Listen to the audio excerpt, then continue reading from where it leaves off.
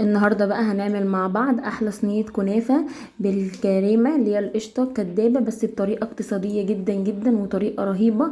بجد هتعجبكم قوي لو جربتوها بنفس الخطوات اللي انا هقول لكم عليها في كل حاجه فيها. ان شاء الله هتكون الوصفه حلوه جدا بالنسبه لك وهتنبهري جدا بالنتيجه. وبصي طعمها مش قادره اقول لك فظيع، وبصي شكلها عامل ازاي والكريمه باظه منها كده، تحفه بجد رهيبه. بس قبل ما نبدأ وصفتنا، لو أول مرة تشوفوني، أنا اسمي هاجر، وما تنسوش اللايك والشير والسبسكرايب، ويا ريت تفعلوا الجرس عشان أي حاجة أعملها توصل لكم على طول. هنعمل مع بعض يا حبايبي الكنافة بطريقه سهله جدا جدا. بس اول حاجه هنعملها فيها الكنافه دي بالقشطه، طبعا بالقشطه الكدابه. بس عايزه اقول لكم والله طعمها رهيب جدا، وكل اللي دقها مني عجبته قوي. هنعمل بس الشربات بتاعها اول حاجه ونحطه على النار ونعمل الوصفه بتاعتنا. انا مش هعمل كميه كبيره من الكنافه، انا هعمل صينيه صغيره. انت تقدري تضاعفي الكميه، والشربات برضو انت حسب ما انت عايزاه. انا بحبه ما بيكونش داقي مسكر، او بحبه دلع شويه. فهحط كوبايه ميه، كوبايه سكر ولا ايه، سوري.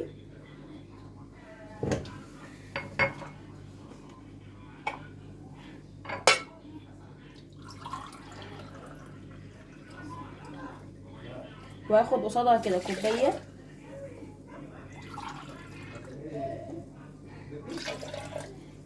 يعتبر دول مثلا هنقول حوالي كوبايتين الا ربع من الميه قصاد كوبايه السكر. اوكي. وهحط من معلقه العسل جلوكوز. تقدري ما تحطيش العسل، انا على فكره لما بيكون مش متوفر عندي مش بحطه خالص، بس هو عشان متوفر فانا حبيت ان انا احط منه يعني. احط معلقه كده اهو، عشان المعلقه دي كبيره، فانا مش ملياها كلها عشان ما تبقاش مسكره قوي. زي ما قلت لكم مش بحبها مسكره. هنقلب بقى المكونات دي كلها كده اهو على البارد، ونرفعها على النار لحد ما يغلي معايا. وهنحط له بقى نص ليمونه بس لما عشان يعقد يعني ويتقل. تمام. تاني حاجه بقى هعملها معاكم هي القشطه الكدابه. دلوقتي هناخد كده اهو، بصي، معلقتين كبار كده من النشا. طبعا انتي هتضاعفي بقى الكميه لو هتعملي اكبر. انا هعمل حوالي صينيه صغيره، احط عليها كده معلقه كده من السكر كده على مكانها، وهحط عليها كوبايه كبيره كده اهو من اللبن،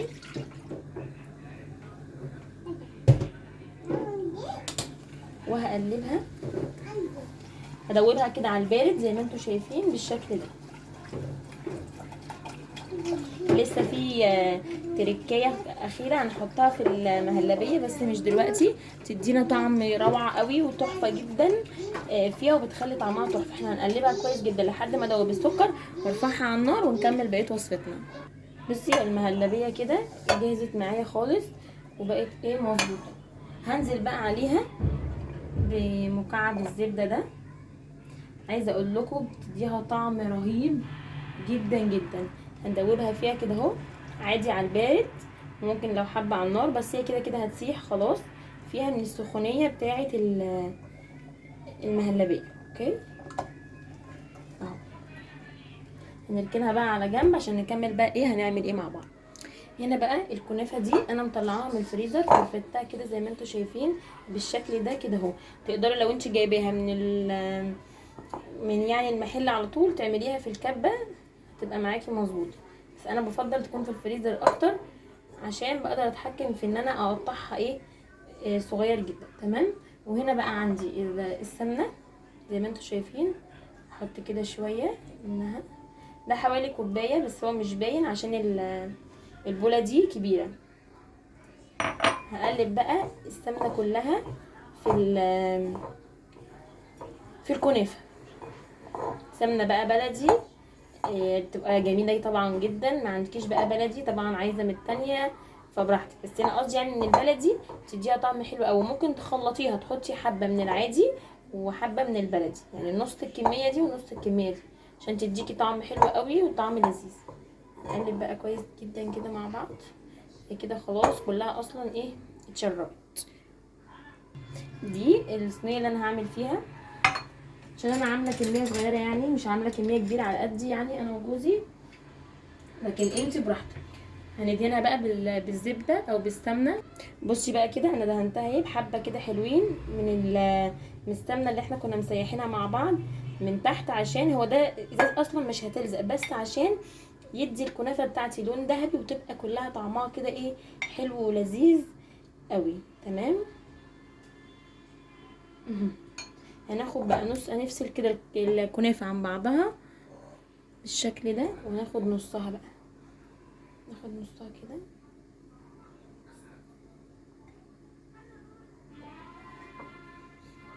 البسها اهم حاجه انكم تلبسوها جامد جدا جدا، ايه زي ما انت شايفه. ممكن تعمليها بتاعه البطاطس، بس انا بفضل اعملها بايدي، بتحكم فيها اكتر. هرسه البطاطس برضو بتتكي بيها جامد بتبقى كويسه، بس بايدك بتقدري ايه ان انت تعملي اكتر.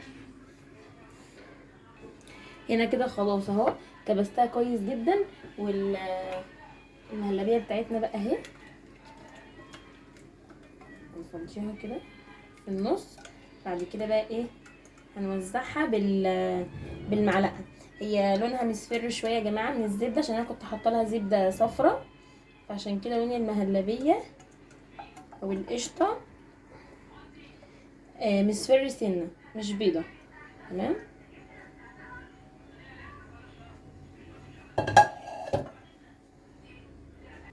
توزعيها كده بالراحه. بصي ما تطلعيش على الطروف، انتي خلي ايدك جوه كده بالسباتشولا بتاعتك او بالمعلقه اللي هتعملي بيها. بصي كده اهو، عشان لو طلعتي ايدك يعني المعلقه لمست الكنافه هتلاقيها طلعت في ايدك. احنا ايه من جوه كده اهو ونحط. تمام.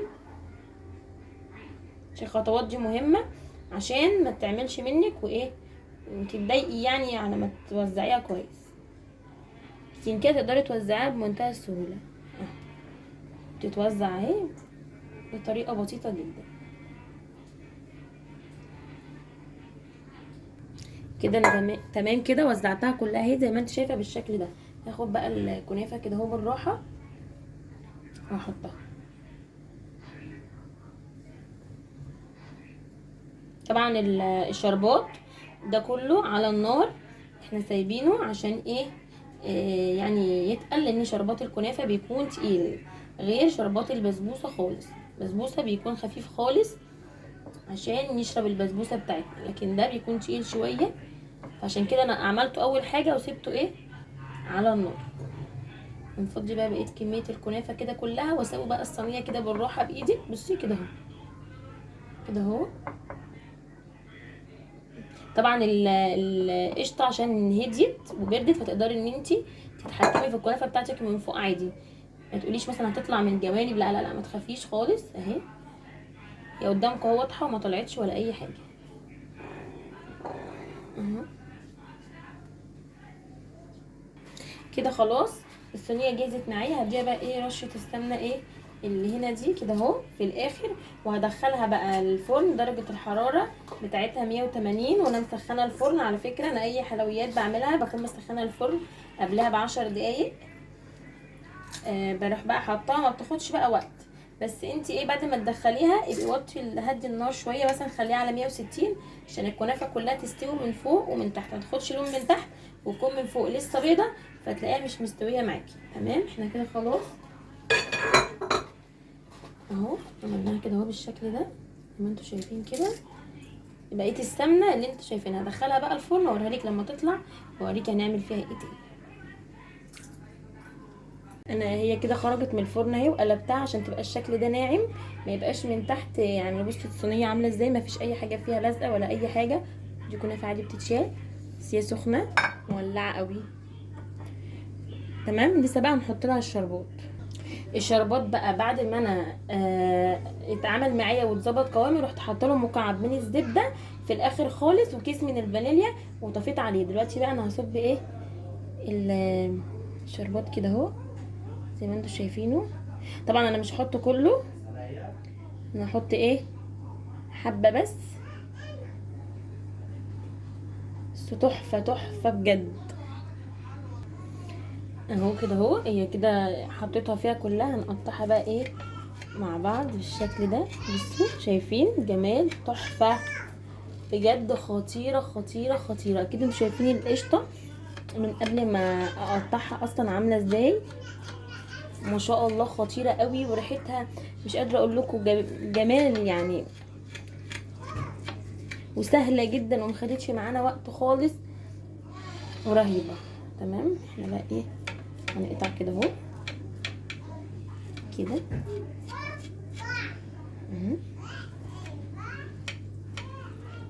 على فكره عايزه اقول لكم وهي سخنه بتكون خطيره قوي، احلى كمان من ما تبرد، بتبقى تحفه بجد. يعني انا دايما لما بعملها بحب اكلها سخنه، وحتى لما بشتريها من بره بحب اجيبها من الناس اللي هي بتعملها سخنه. بصوا الكريمه طالعه ازاي، بصوا مش قادره اقول لكم طعمها رهيب ازاي، حلوه قوي. نطلعها كده مع بعض.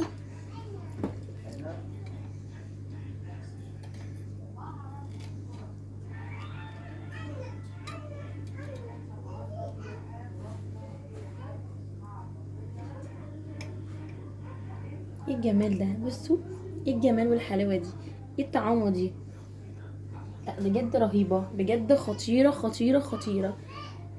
لازم تجربوها بنفس الطريقه وتقولي لي رايكم ايه فيها، هتعجبكم جدا. بصوا شايفين الكريمه عامله ازاي، شايفين التحفه، شايفين الجمال، ايه الحلاوه دي كلها، بجد ما شاء الله تحفه جدا وهتعجبكم قوي. يا رب تكون الوصفه عجبتكم وتكون سهله وسريعه بالنسبه لكم، وان شاء الله تعملوها، ولو عملتوها تقولي رايكم ايه، واشوفك في فيديو جديد بوصفه جديده. باي باي.